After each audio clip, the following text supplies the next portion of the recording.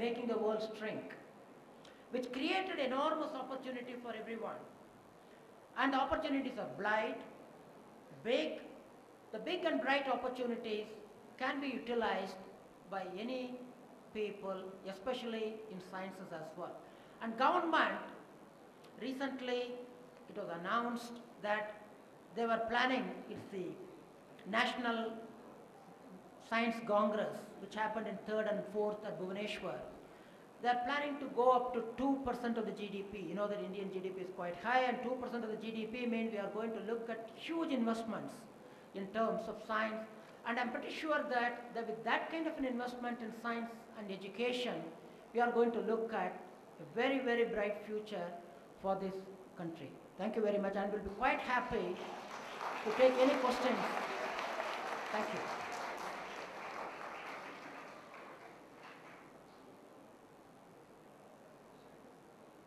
Please.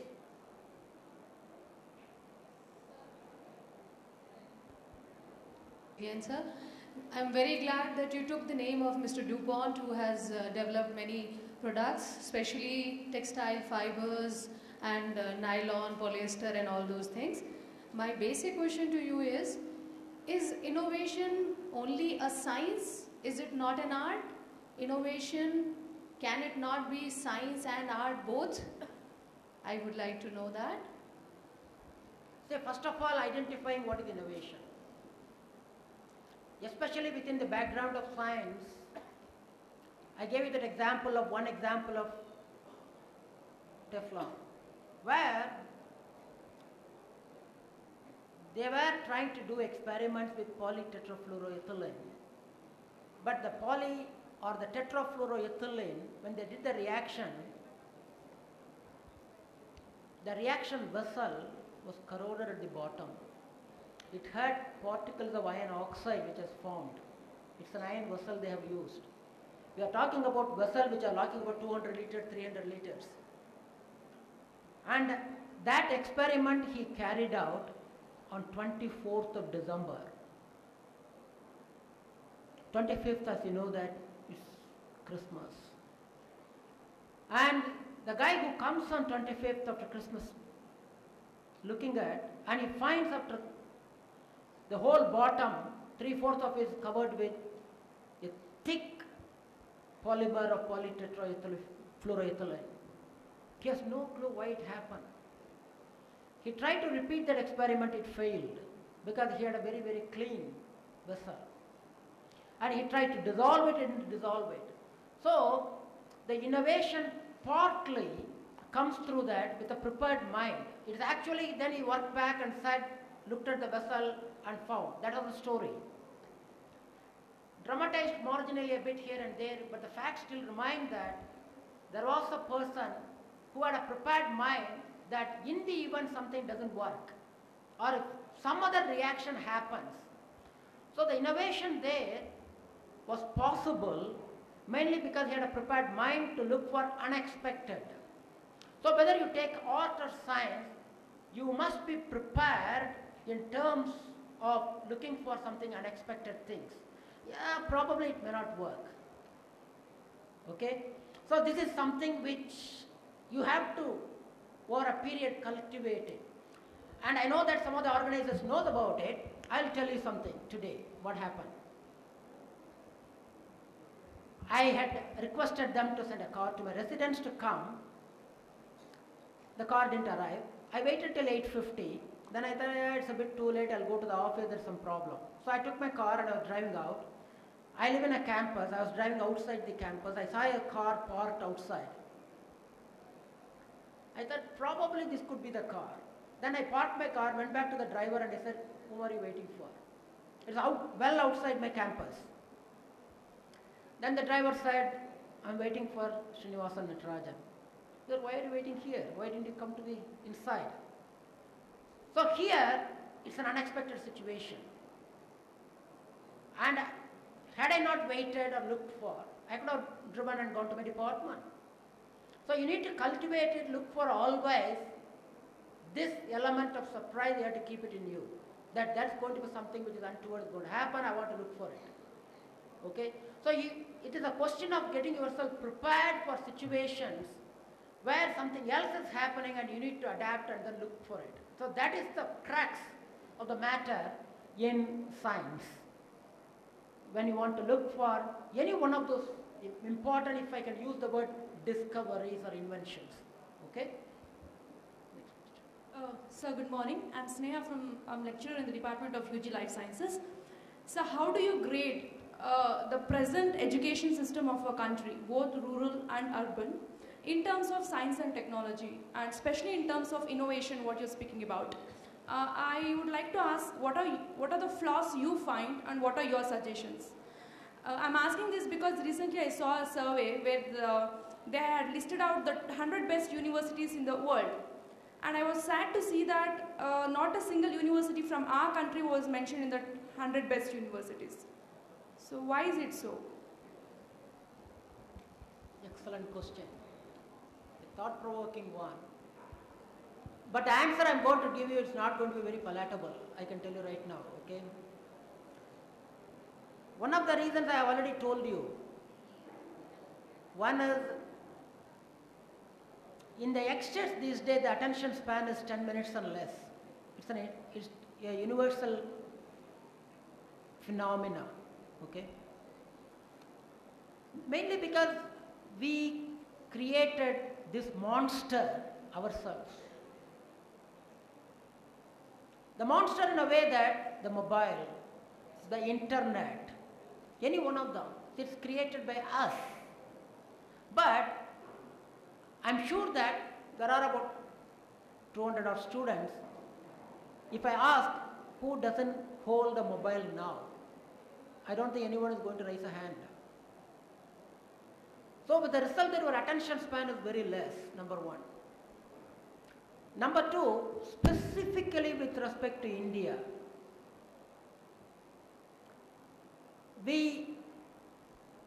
I'm not justifying what happened before. There was a lot of problem with respect to the social living in India before independence.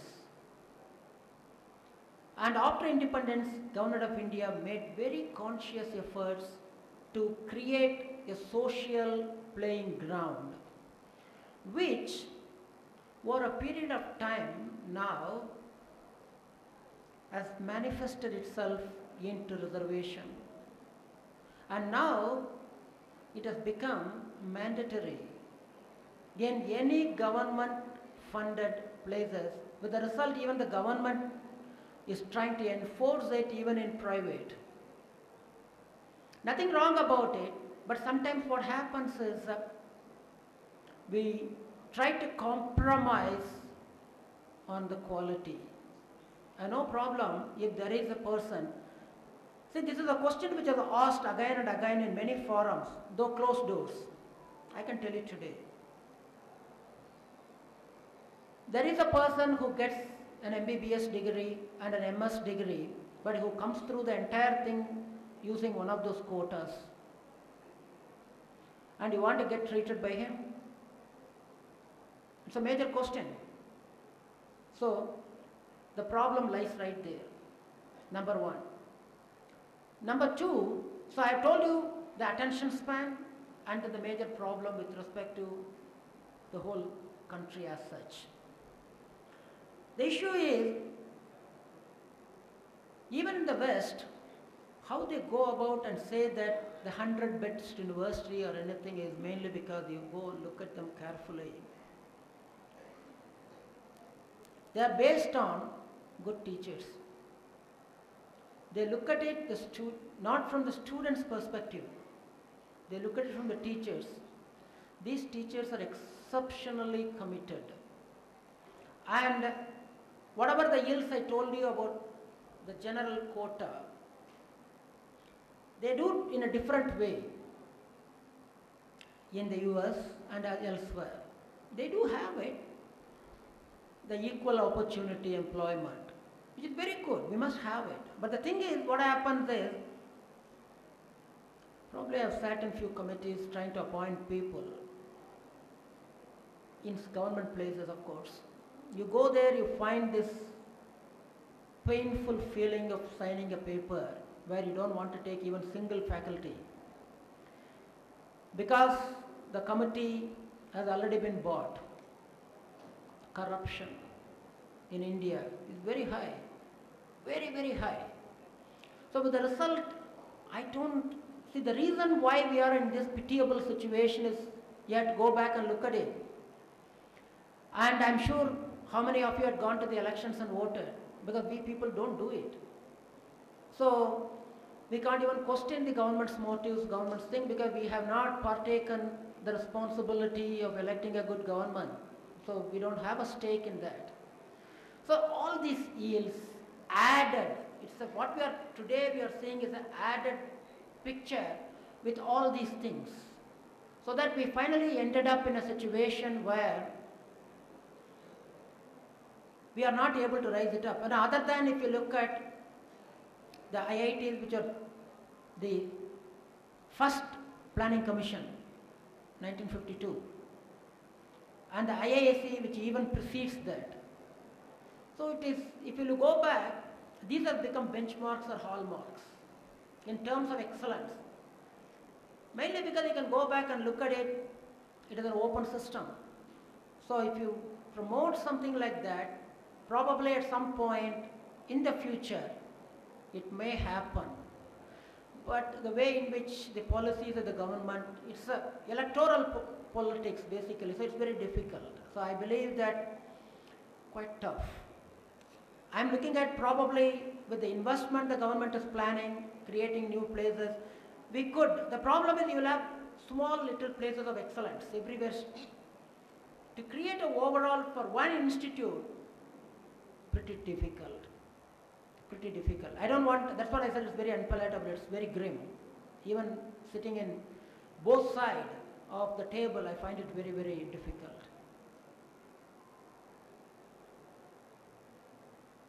Thank you, sir. Yep.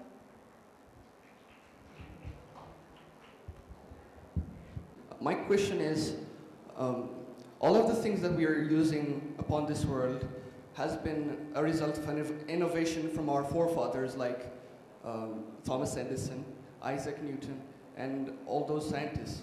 But this time, all the technologies that we're using are duplicates of the products that have been produced by our forefathers. So after some while, the innovation that we'll be creating, is it going to be the same thing that we're going to create from our forefathers, or is it going to be somewhat quite different? Because all the things that we see new is just a result of the past, a very new created one, but it's just a descendant from our forefathers' creation. So isn't it quite a dilemma for the creation and innovation of what we're going to do for the next generation? Thank you. An interesting observation, but the thing is, you look at it like you have looking at forefathers. So when the forefathers were around, there will be people like us. So even today there are forefathers, you can talk about 3 generations down the road. When the 1951, John Bodine, I had the good fortune to meet him, discovered transistor. He never thought the transistor in those days is going to revolutionize how you look at it. Things today. A transistor is more or less dead now. It's used in different forms. So on that occasion, if you look at, there is no pressure, but still the discoveries and inventions do happen. Even today, if you look at it, I will just tell about our own guy, okay, Ramasubramanian, so whoever, who got the Nobel Prize for Chemistry in 2009. So if you look at him, he did his PhD in physics. Then he realized this is not his call. So he went and did another PhD in biology and then pursued on ribosomes and eventually got the Nobel Prize. it is still a problem.